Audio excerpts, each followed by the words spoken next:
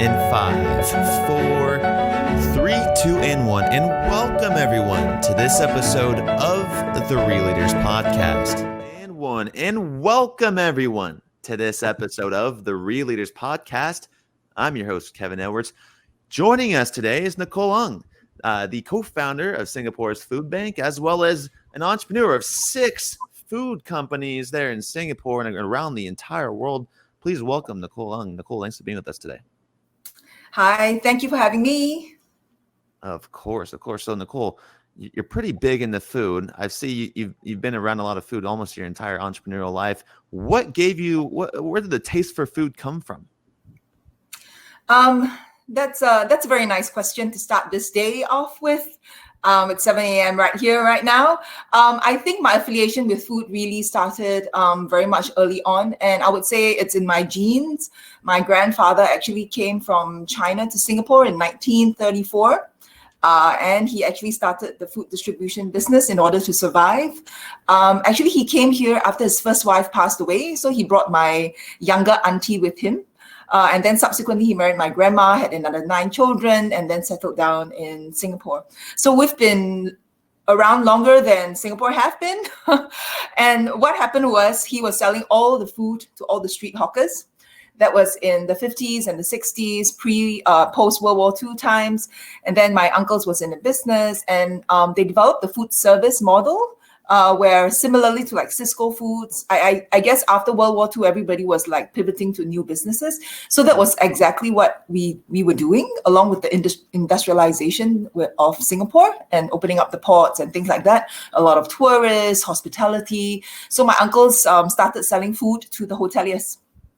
And that was it. And so we've been around for 80 odd years, but I have to say something. My late father, who passed on 3 years ago, was the most entrepreneurial of the lot. He was the youngest of, since today is about leaders, right? And I like to share his story because to me, he is that true blue entrepreneur. So in 1977, basically after dropping out of school, he started his own trading company. And that in the day where trade was much easier, right? Less sanctions and all that kind of crap. Right. My dad basically built quite a nice empire by the early 90s. So he was doing everything from movie making. We had a seafood trawling business in Cape Town. We were managing a duty-free shop in the Maldives, and we had a Swatch watch. We were a Swatch watch distributor in the 80s. Yeah, and then we had 25 offices all around the world. And then came the 97 crisis. The Asian currency crisis. For any one of them listening, you would remember 97 crisis. I was not even in university yet. Basically, our entire family lost the $250 million value business to nothing. So we went bankrupt. I was there when the banks came to seize the house. So coming back to your question of why food is so important, because that was the only business that my dad managed to ring fence and to keep. And it was my grandfather's business. And compared to everything else that he built that time, it was like $5 million. So it was a drop in the ocean, but it was enough for my uncles to just get on with their retirement, for my dad to do something. And I was just entering university then. That impacted me greatly. And alongside with that, from a very young age, I was also struggling with eating disorder. I think for some of the leaders out there, I don't know whether you resonate with this, but you have this perfectionistic streak in you, right?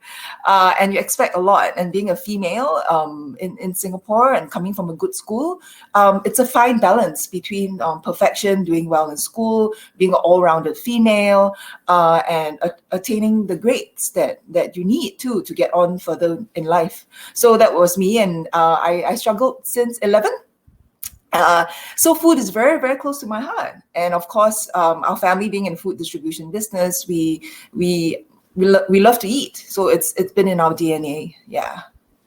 That's an incredible story. Thank you so much for sharing. And I know you're doing some work right now with food disorders. So let's get in that a little bit later. But stay on this topic.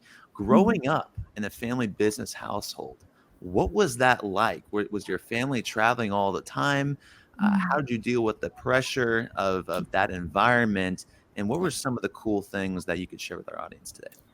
Yeah, like all family businesses, like what you see on TV or on Netflix right now, it's complicated. It's never easy, and it's even a little bit more difficult simply because I was a very young female when I joined the business, and so because of the bankruptcy and everything else, there was no succession planning. They just got on with that small business, as per what it is. The hotels were still buying from us, and because my dad was the second youngest of 9 children, I mean, it was never up to him, right, to bring in a successor, so to say, as well. But nobody else was really interested. My cousins were already working in big banks, they work in Citibank, Merrill Lynch, and all that. And the food business wasn't the sexiest, right? I mean, imagine working in a warehouse all the time, sweating it out. Singapore is sweaty all the time, right? I mean, 365 days of humidity. So I graduated in 2000 from NUS, from the National University of Singapore. I had a arts and social sciences degree, and then I worked outside for 2 years. I was actually working in a media company. So, and then came to, which I have to share this because it's so related to the pandemic right now. I joined the business during SARS.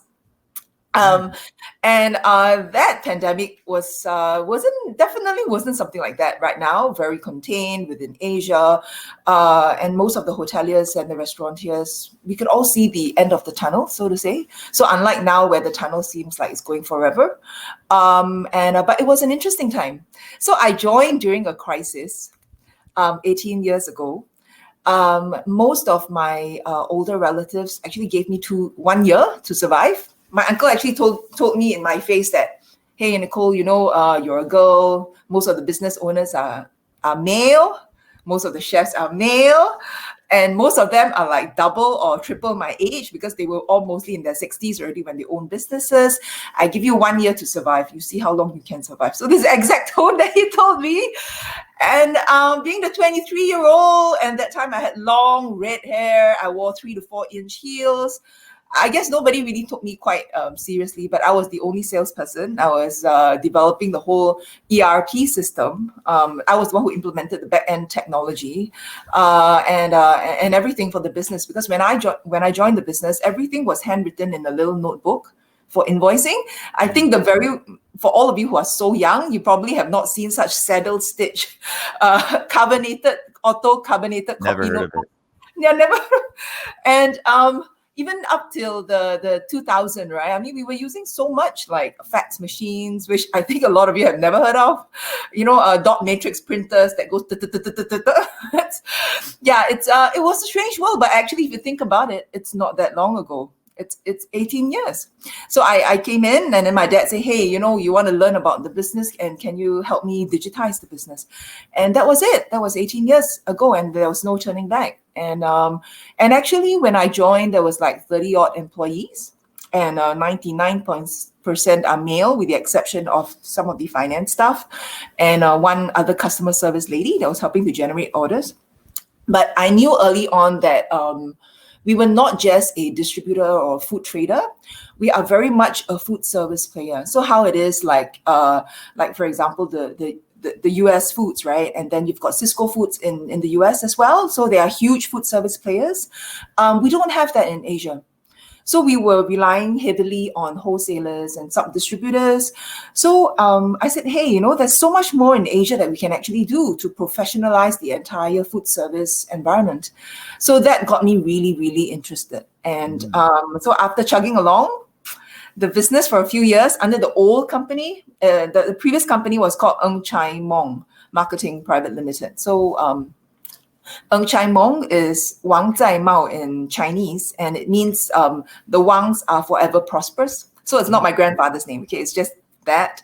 I decided to do something very dramatic, which is why I call myself a entrepreneur, because I set up food services, which is one of the companies that I run now, and I acquired the family business. So that was in 2007. So coming back to your question, how is it working in a family? When you are in debt, through the bankruptcy and all that, we owed banks, we owned personal debts. I was helping my dad to pay off a lot of loans and debts, and it goes into the 50 millions kind of numbers. So I said, in order for us to preserve what we were going to do for the next 50, 100 years, and I'm putting in so much effort and protect ourselves, we need to start afresh.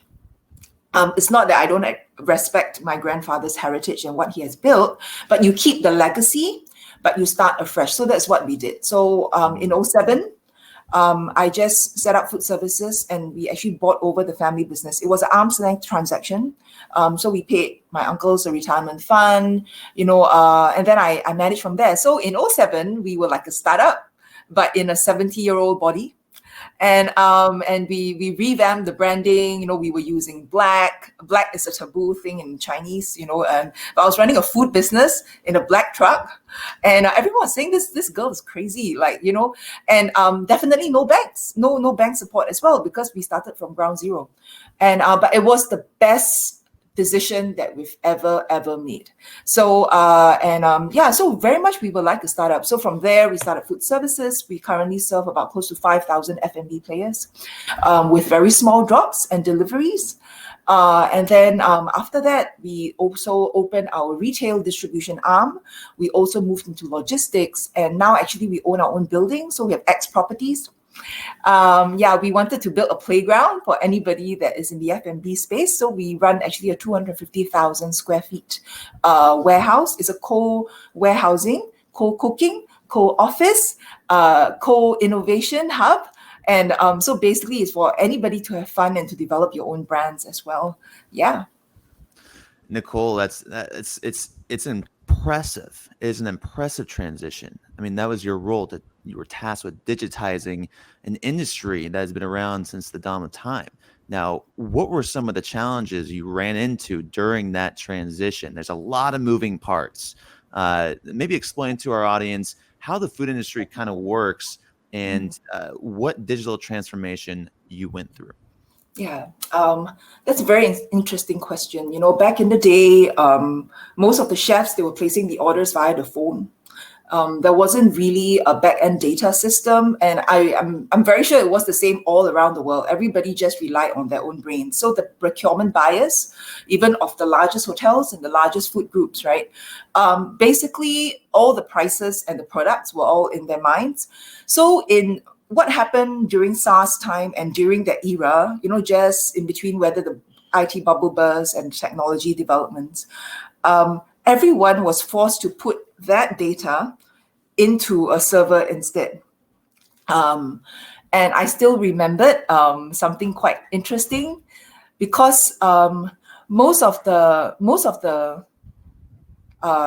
customers or the people that we're actually training are not able to, sorry, give me a second. Yeah, take your time. Yeah. So basically during that time, a lot of people did not even know what the mouse was, especially in my industry. So they was like, what is a mouse? So I had to train everybody for what's a CPU and what's a mouse. And then most of them were Chinese educated.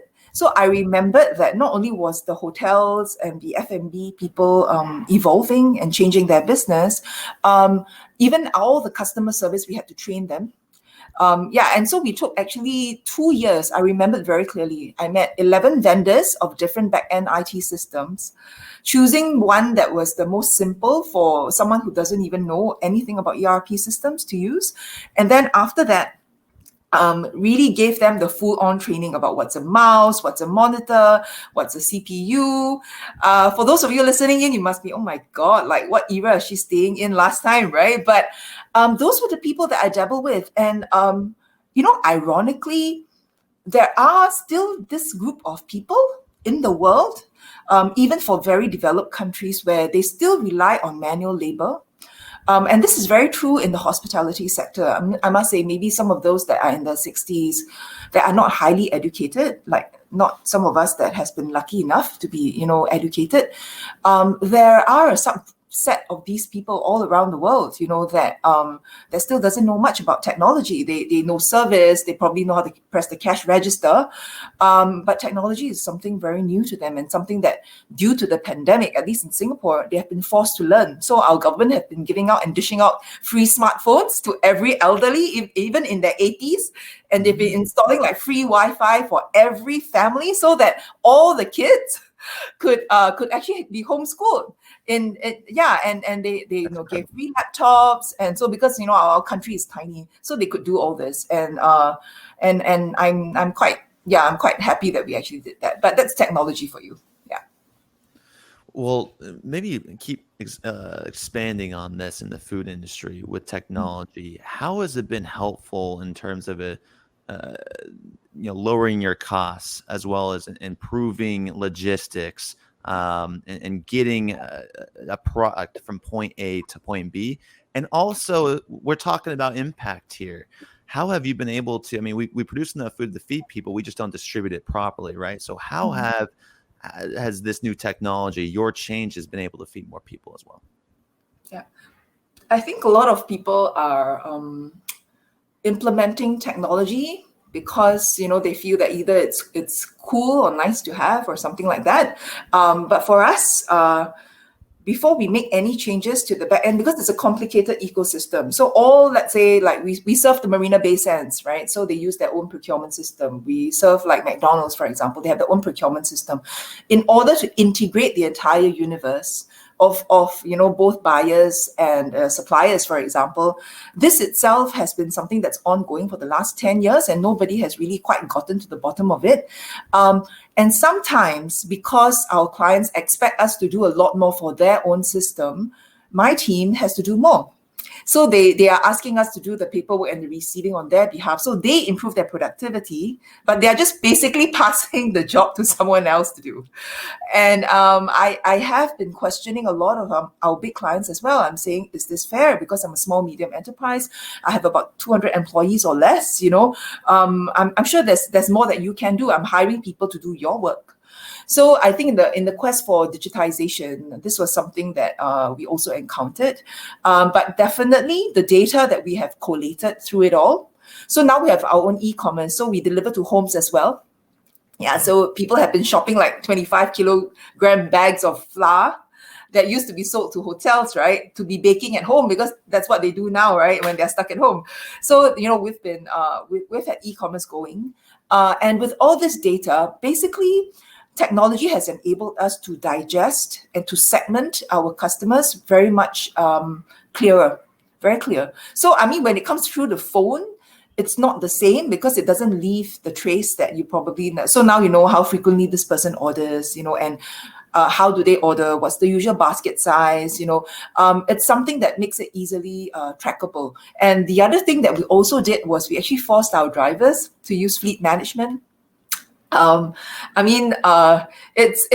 may sound like, hey, like fleet management, isn't that like a given?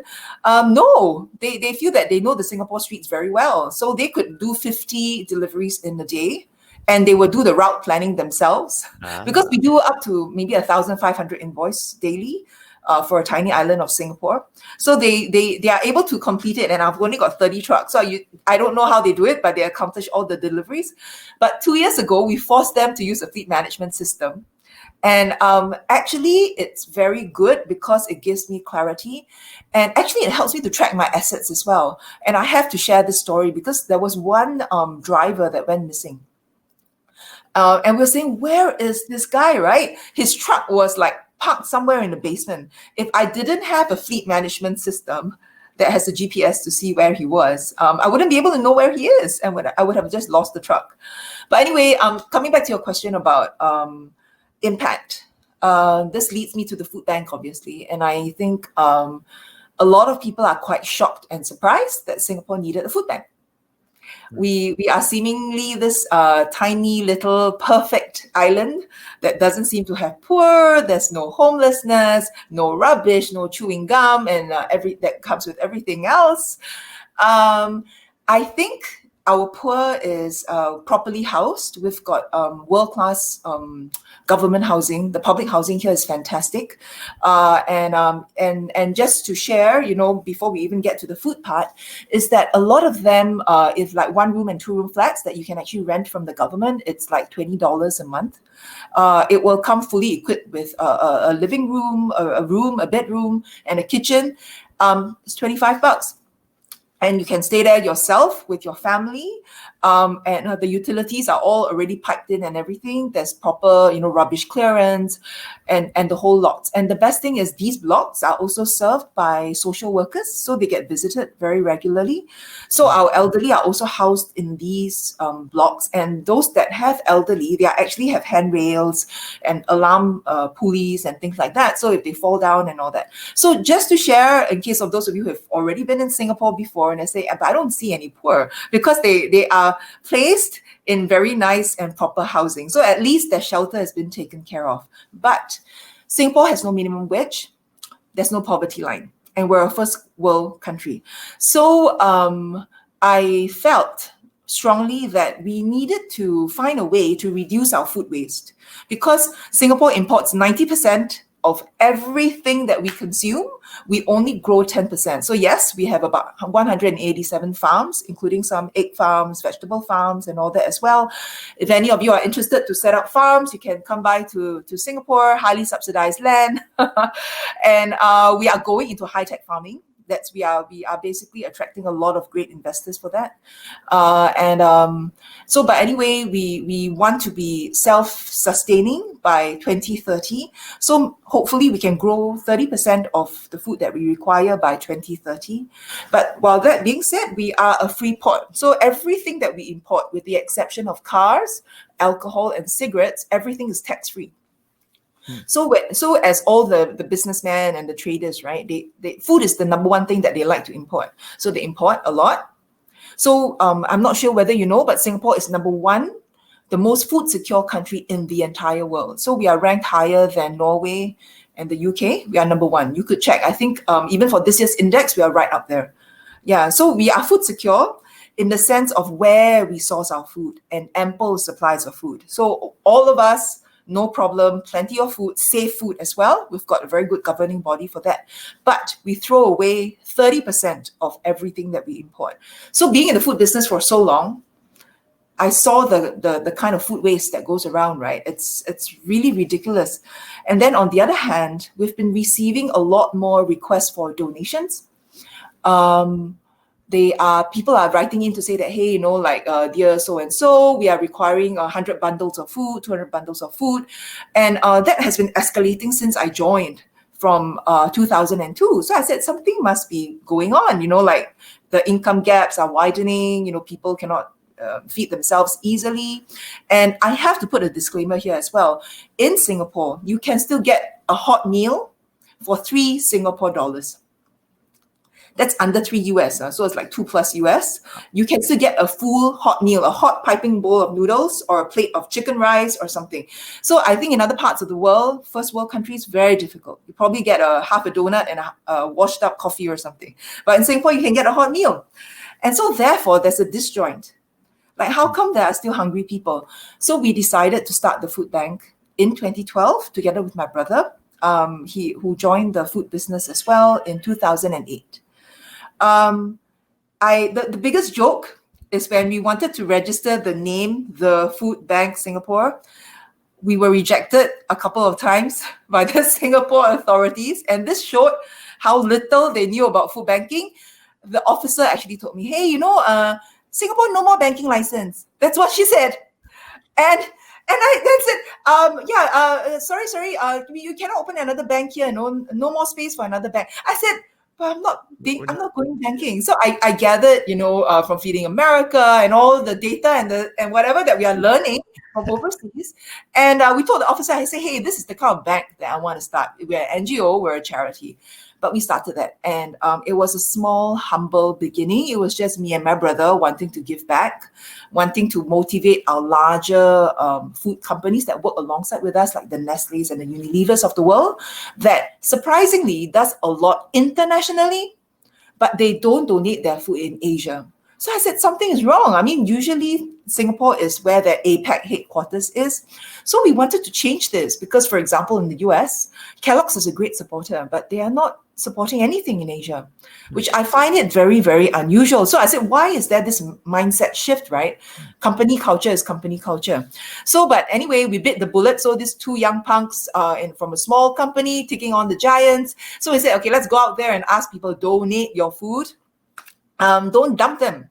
Singapore is a very clean location because the way we incinerate products is excellent and it's top notch and it's very affordable. So you don't see any rubbish around as well. So when we get to that, it was very difficult in the first year because nobody really trusted us. They were like, you are in the food distribution business yourself and you're asking me to donate food to you to give to the hungry. They were suspecting that we would be reselling the food. I was like, okay, so there's a lot of doubt here.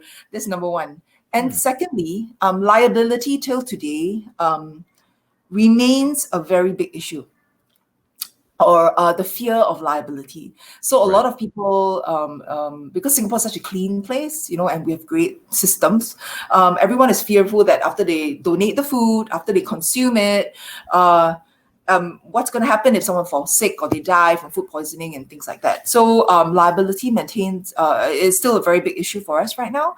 But I must say, in the first year, we managed to collate 2 tons of food and redistribute it. It was just 2 of us writing the DOs and everything and then sending out to the people in need. That was in 2012 when I was expecting my first child. And as of last year, 2019, we redistributed 802 tons. So from 2 to 802.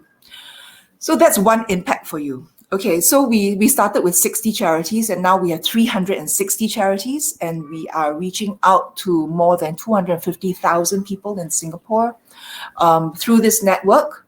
And our team has also grown. So now we have 8 full-time staff that helps us to coordinate everything else.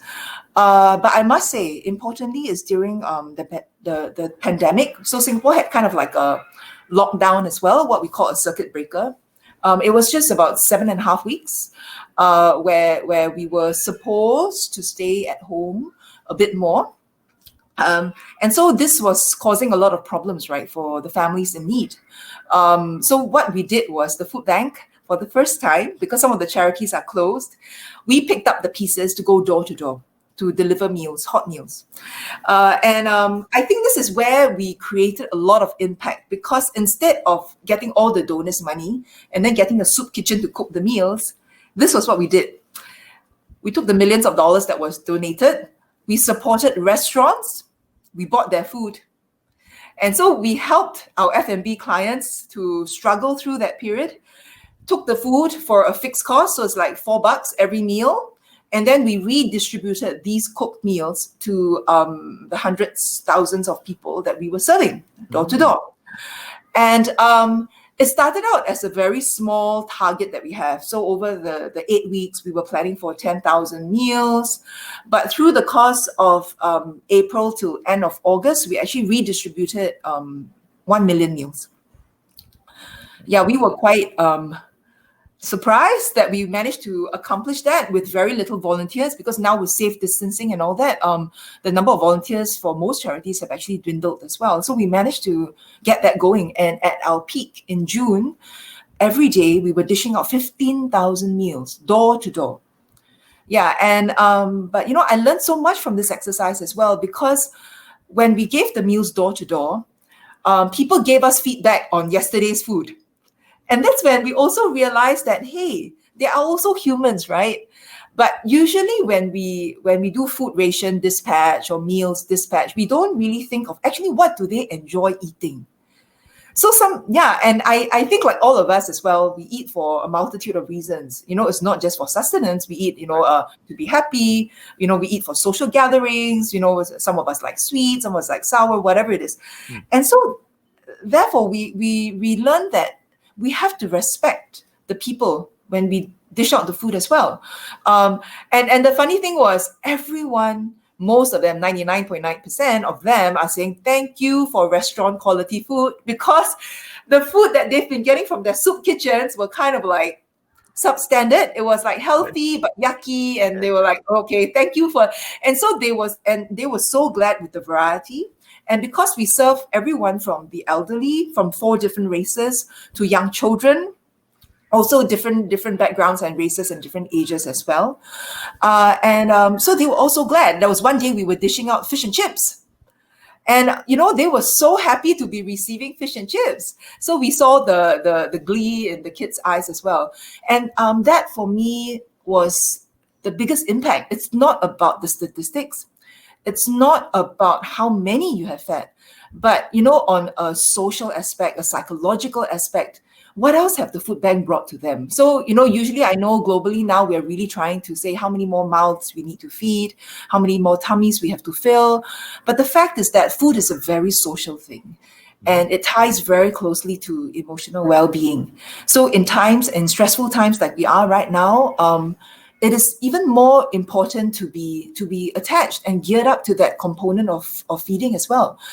Because not only through food can you increase people's healthy status, right? How healthy they are through nutritious eating or guiding them through nutritious eating, but importantly to make them happy. So the food bank, from time to time, we dish out things like chocolate bars, Ferrero Rochers, yummy stuff.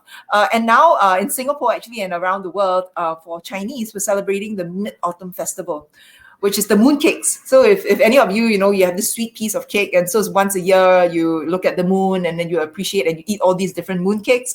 So in Asia and in Singapore, it's a big thing. So all the elderly are waiting for a piece of this mooncake. It can cost, the cake is about this size, and it can cost about $25 for one piece. So for some of them who cannot afford it, that's like luxury. So every year we make it a point to give out as many of these mooncakes as possible. Yeah. Nichol, that is incredible. Wow, what a pivot during a time like that. And I mean, I know you already mentioned the Asian currency crisis and what that did to your organization, how you had to pivot initially from dropping all the other lines to now just food, to now the pandemic happening. And right off the bat, you made the transition. Now, I had a little struggle in the beginning with people saying, oh, you're a for-profit company, why are you helping out? Doesn't make sense to me, but I can see it. And now you're serving, let's see, 1 million meals, 250,000 people, but you credit it to the happiness, the social gathering. You also said Singapore is one of the only countries that is above the poverty line. There's no food insecurity in this nation. There is food security. How do we replicate a model like this? There's a lot of people thinking out there, I want to transition. I want to feed people. You're saying it's not about the numbers. You're saying it's about the happiness, the social gathering. And that's what you've learned through being on the ground, in the trenches, asking people what they want, figuring out what they need. How do you replicate a model like this somewhere else? Yeah, maybe just let me clarify. It's not that we do not have food insecurity.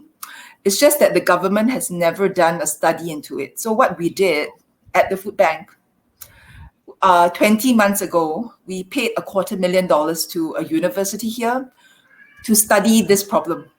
So, in fact, we just released Singapore's first food insecurity report, and the statistics are not looking fantastic. So this is pre-COVID. Now we're looking at 10.4% of people that faces food insecurity in Singapore. And the biggest issue will remain, where are these people?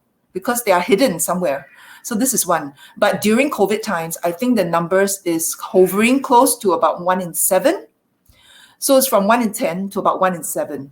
But back to your question that I would still like to address, the food bank's mission is very clear. And I told my team by 2025, all of you are supposed to get another job, because our job at the food bank should be over, in the sense that we are here to end food insecurity in all forms in Singapore by 2025. And I think most of the charities, while most of us start out, with a very clear goal and vision in mind, including the UN and the FAOs and all the big Red Crosses of the world, we were here to end something. We were here to do something. We were here to achieve some SDG goals. We were here to do some, but it's always a moving target. And the other thing that I realized about maybe some other NGOs is that they end up in this rat race, like how it is, like a business where you are just here year after year, whether is it with huge gala dinners or whatever. I mean, no offense to anybody, but our view is that you're here to fatten your P&Ls in order to survive longer. But if you're here to end something, you don't need to do that. So you just have to have enough budget to survive and to accomplish your mission. So that is one big stark difference between us and maybe some other NGOs, because we have a very clear goal in mind. So now we're putting virtual food banking in place. So I'm creating an app. So imagine it's like a Tinder kind of matchmaking process between donors and the beneficiaries. So you swipe left, swipe right, and then you tell me, okay, I want 2 cartons of apples from here, and I live like 500 meters, away. I will be happy volunteer to pick those stuff up, and then I can just go by, pick it up, and then reduce food wastage as well. So we are actually launching that virtual food banking app. So if we do it successfully, literally it would mean that I do not need so many people to do the paperwork and the matchmaking anymore, which is what we're really doing now on a daily basis. But I think we are just lucky that in Singapore, we logistically, it's very easy for us to redistribute food because we're so small and we are relatively efficient as a nation. But actually, for me right now, my bigger vision is to help our neighbors. So Singapore has no natural crisis. We are well protected, no typhoon, no earthquakes, no nothing. But we want to help people in Malaysia, Philippines, Indonesia, Vietnam, Myanmar, even our close counterparts in other small developing countries in Asia to set up their food banks so that they can also help the people that lives in those countries. Because I think Singapore is wealthy enough, both in expertise as well as money, of course, and it's a great place to redistribute food because we are a transshipment hub. I mean, we have one of the most active hubs in the world. So it's very easy, just a few $100s, we could get a container load of biscuits, let's say to the Philippines, to India, for example. And in case of, if you didn't know, Asia now has the largest quantity of food insecure people in the entire world. It beats Africa. It even beats like Mexico or Brazil or anything. It's Asia combined. We have the largest quantity of people that go hungry on a daily basis. So our focus really is to help our neighbors.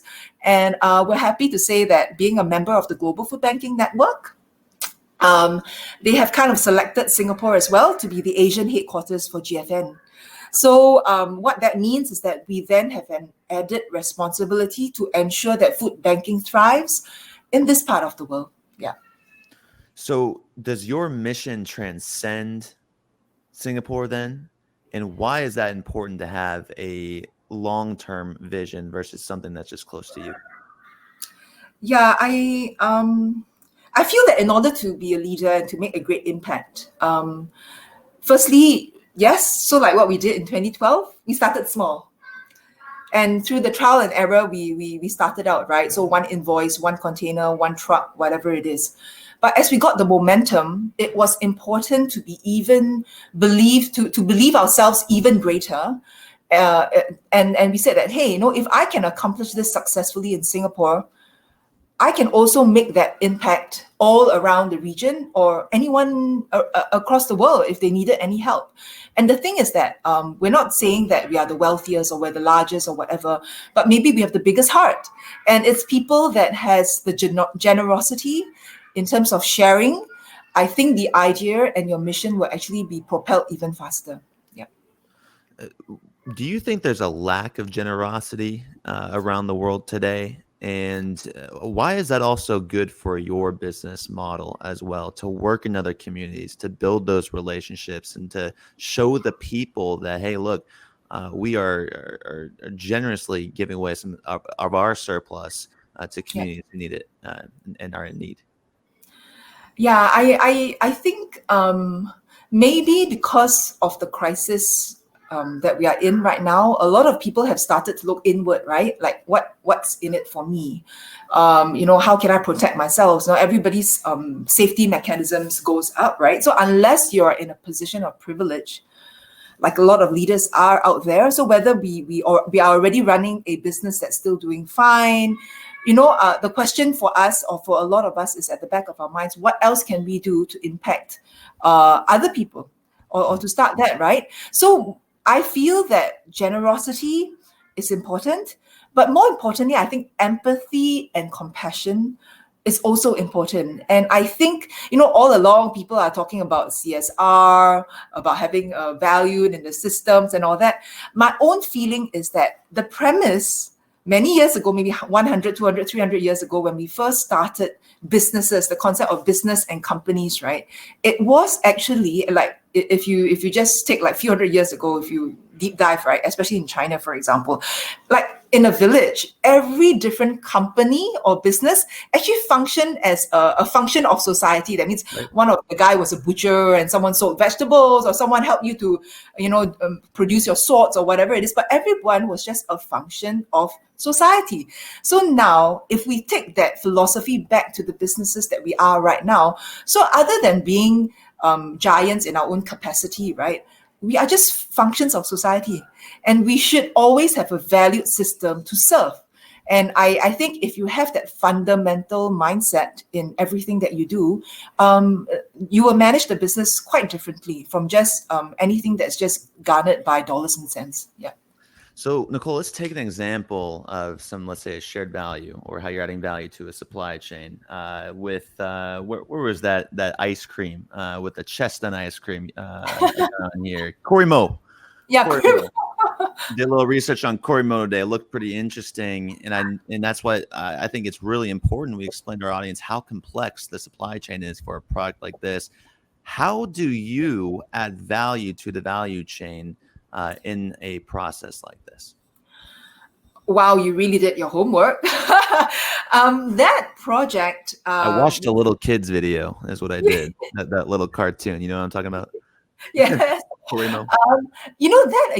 That project was forced out of circumstance, because as part of engaging the family business, my uncles and my dad also invested in the chestnut plantation.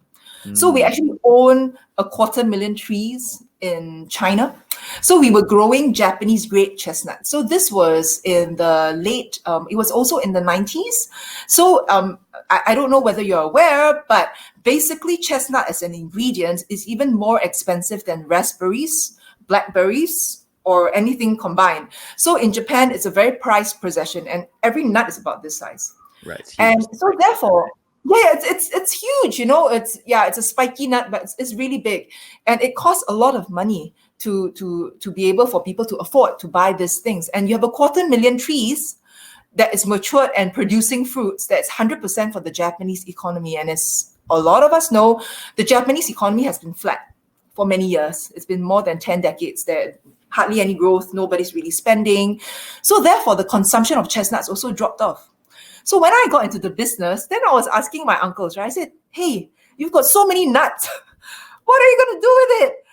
So every year, once a year, the nuts are harvested during autumn time. So this is the period where, the nuts gets harvested. And after harvesting, the reason why these Japanese actually brought the seedlings to China to grow the trees is because it's labor intensive. You actually can only scrape off the spiky husk with hands. And you can only harvest the nuts, not using equipment, but the ladies actually have to bend down and pick the nuts. So after they pick, we have to get rid of the spiky husk, and then we have to get rid of this layer of hairy skin. For any one of us who have seen chestnuts, right, there's this little layer of skin that you need to remove. So they take this little blade, okay, and then they remove it. So during production time, in our heydays, you could see like 2,000 people squatting down by the water, and then they were just removing all this. It's intensive. And after that, we had to cook the nuts in a specialized syrup. And then the bricks is all tuned up to what the Japanese really wanted. And then we can it into like jerry cans of 17 kilograms.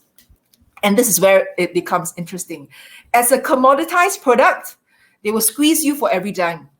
The moment you ship it to Japan, they do the final last mile packing into small glass jars, and then the premium is 10 times of what you see in the supermarkets. So basically, after the production, so this is what happened. They bought in bulk, and then they sold it and they repacked it themselves. But then there came a point where the nuts were not selling because nobody was consuming chestnuts. So what happened was, I said, hey, let's develop. And this was the very innocent me in my 20s where I didn't really learn enough. I said, hey, why don't we just take the nut and produce premium ice cream? because chestnuts were expensive and we wanted to fight with Haagen-Dazs, right? Which was like really crazy. So what happened was I took the nuts, I flew to Poland, met an ice cream manufacturer that did ice cream manufacturing for Nestle. And then we were developing the whole ice cream. We took 1 year and then we created the world's first highest vitamin C, highest calcium, and highest dietary fiber ice cream. And we were selling at $16 a pint in Singapore. And obviously, because we didn't have the marketing money, we failed. But the whole intense thing from developing Kurimo as a brand to understanding the nuts, that's the food business for you. And can you imagine, we are just one of the many brands in the entire world that failed. I mean, the brand itself, I love her to bits, so I'm still keeping her alive. But how many more brands out there, right, that kind of like wasted food because you trial and error. But that's the reality of the food industry for you. Yeah. Just understand that now so just learning those lessons along the way and then maybe applying those to failure is okay, just like you experienced with the food bank, never stopping, continuing to go. Now I am very interested in this global supply chain. Like I said, there's a lot of moving parts, Nichol. You've talked about digitization already. To you, what does the future of food look like? You're saying you're adding high-tech equipment to your farms in China. What's the future of food look like, and how do you think it's going to feed more people? I think during my children's or my children's generation, a Michelin star dinner would be like a pill in a box. Really? I hope it will never come to that, though. But I think at some point, if we don't appreciate the world enough, we might just end up like that. So, I can dine a Michelin star and then like, that's today. But I genuinely think that people would be more concerned about where their sources of food comes from. I think the traceability part is even more important. So when consumers like you and I start questioning, where does my beef comes from? Right. Where does my vegetable comes from? Where does my fish comes from? Does it come from a sustainable source? How is it fished? What are the waters that it's living in? And what's the vitamin content? What's the nutritional content? When people start to ask more questions, the businesses have no choice but to do their business in a much better way. And so one of the other projects that I have in Singapore right now is to become the distributor for local farms here, where we wanted the chefs to change the concept of just buying cheap into buying good and buying local. So we are creating a QR code where the chefs can scan and they know exactly when the vegetables are harvested for that day. So maybe it's harvested 23 hours ago and today it reaches their restaurant already. So less carbon footprint, higher nutrition, tastes better. You want a spicier veggie or you want a crunchier veggie, the farmers just in your backyard, you actually can do something. So we are doing that project. And in Singapore also, we have fish farms as well. So we are trying to find a way to tag the tails of the fish so that when the farms, the restaurateurs, the chefs can actually scan the tail and then be able to say, so this fish was caught when it was as fresh as it could be. And to start knowing where your food comes from is very important. I think that is going to be the biggest shift. Then the other thing is that I'm also in the alternative protein business. I know it's all the rage right now, all the Impossibles and the Beyonds and the new meats and whatever else. I personally think that at some point, the genuine vegans or vegetarians, for example, or even like some elderly, like the Indians, they're vegetarians, but they don't eat anything that is fake, actually. They just consume vegetables. So there's two schools of thought. I appreciate the fact that alternative protein is it's kinder to the environment at some point because it takes less meat to produce whatever that we want. But until we find that suitable technology, which is a fine balance of real products in the product, because a lot of it now is still made out of mumbo jumbo that you and I cannot pronounce, and something that is safe enough for us to actually feed our next generation. So I would rather say that maybe we should consume less in all ways, eat less, question where the food comes from, and be kinder to each other and kinder to the earth. I think that's the way that the market will be moving towards. Industrialized foods at some point will need to slow down. Yeah. Interesting. Yeah, no, it's really good to hear, really positive to hear. because agriculture has such a large impact on the environment, Yeah. on land use. I think it's like smallholder farmers own like 30% of the global land here on around the world. Smallholder farmers produce 70% of the world's food also, but are also consist of 70% of the world's poor. It's a fascinating statistic. Now, you mentioned climate a few times? How are you taking into account the climate? I guess for our audience, what is food's impact on climate change itself? I think by what we're doing at the food bank is already helping to reduce waste in a lot of ways. So instead of dumping the food, we are giving the food a new lease of life. And because a lot of the food that we actually salvage has very long shelf life, in fact, we often receive container loads of stuff that are perfect. And I've shared this a couple of times over the last few weeks. About 4 weeks ago, we were blessed with 5,000 coconuts. The coconuts are what you see in in a resort. And then it's like the exporter was like, why are you giving us these nuts? He said, yeah, we're supposed to ship it to the Maldives, but there's no tourists now. And so there's no nuts that's required. We are going to donate them.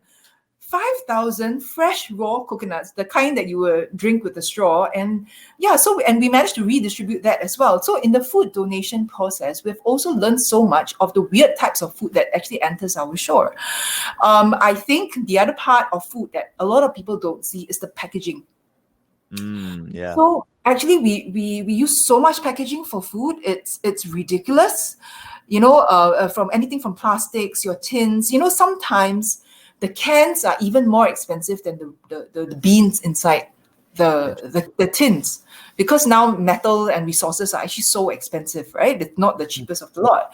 So, but I think by helping to salvage the food and ensuring the food has a new home, we are already trying to reduce the carbon footprint by giving these foods a new lease of life. So this is one. And the other thing that we have also done is to encourage large F&B players to donate their cooked food.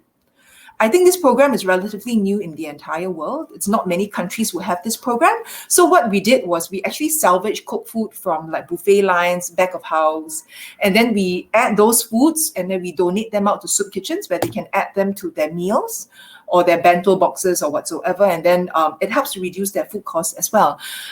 We are also launching something quite interesting, or we have launched last year on World Food Day, as we have rolled out a series of vending machines to distribute food aid. Vending machines. And ours is high-tech vending machines. Okay, so it's not the kind that you see in schools where you have to kick and shove the potato chip to drop down. It's not those. It's really high-tech where there's a video screen and you tap a card and the door opens. And so inside there will be a cluster of food inside. So because we realized that usually food aid is distributed during office hours, which means that sometimes when you're hungry at night, you really have no one to go to or nowhere to go to. So last year, on the 16th of October, we actually launched the first set of vending machines. And this year, we were quite lucky to be blessed with some money from UBS. And we are actually rolling out more than 35 machines all around the island. So not just dry food rations, but early next month, we are launching the cooked food version of the machines as well. And this time, we are reducing food waste even further, because now a lot of the meals or that the soup kitchen dishes out, right, they just hang it at the door. It's not blast frozen or blast chilled, which means that you have to consume it within the X amount of hours before it goes bad. So what we did was, not only do we rescue the cooked food from restaurants, we rescue all the perishable items as well, like the vegetables and the fruits from the wholesale centers. We are putting it into a dish or a kitchen, and then we will cook it, put it into like different meal sets, and then blast freeze it, and then distribute them via the vending machines. After you blast freeze it, it means that it has a 12-month shelf life or more. And the best thing is that there will be variety of food. So maybe I will have a spaghetti, a fried rice, and something. So anybody who goes to the machine to get their meals also can choose what they want to eat on the daily basis. And importantly, the meal is always hot. Yeah, because there's a microwave attached on the side.